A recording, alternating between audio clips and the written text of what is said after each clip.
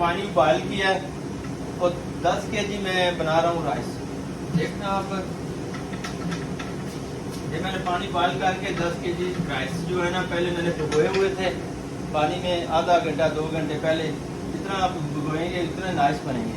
उसके बाद मैंने पानी उबाला है, पानी तकरीबन 20-25 किलो लिया है ताकि एक्स्ट्रा पानी हो, ताकि वो अच्छी तरह से बॉयल हो सके। ओके नाज़रीन, जैसा कि आपको पहले भी मैंने बताया था कि 10 केजी में 10 किलो राइस में 10 पैकेट शुगर, 10 टिक्की बटर की डालनी है। 250 ग्राम बटर जो है लोड पैक सबसे अच्छा है।